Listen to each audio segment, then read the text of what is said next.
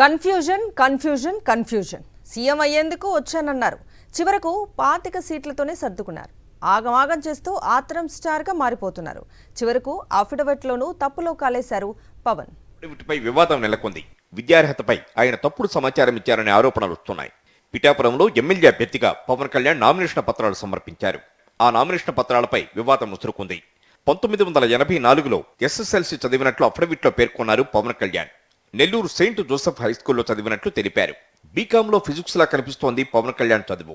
జనసేనానిపై రాష్ట్రీయ ప్రజా కాంగ్రెస్ నేత శ్రీనివాస్ ఫైర్ అయ్యారు. పవన్ చెప్పినట్లుగా ఆ సమయంలో ఎస్ఎస్ఎల్సీ బ్యాచ్ లేదన్నారు శ్రీనివాస్. తక్షణమే చర్యలు తీసుకోవాలని ఆయన డిమాండ్ చేశారు.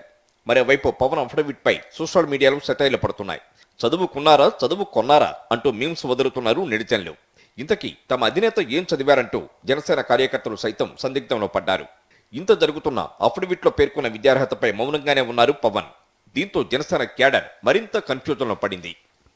ఇప్పటికే అనేక సార్లు జనసేన అనే ప్రగల్భాలు పలికి పరువు తీసుకున్నారు. గతంలో 2 లక్షల పుస్తకాలు చదివానని సొంత డబ్బా కొట్టుకున్నారు పవన్. జనసేనానికి తొందరెక్కువంటూ సొంత పార్టీ లీడర్లే ఆగ్రహం వ్యక్తం చేస్తున్నారు. నామినేషన్లకు గడువు ఉండటంతో మరో సెట్లోనైనా జాగ్రత్తగా నింపాలని సన్నిహితులు సూచిస్తున్నారు. ఇంతకు పవన్ కళ్యాణ్ చదివారా లేదా? ఈ ప్రశ్న ఇప్పుడు ఏపీలో హాట్ టాపిక్ గా మారింది.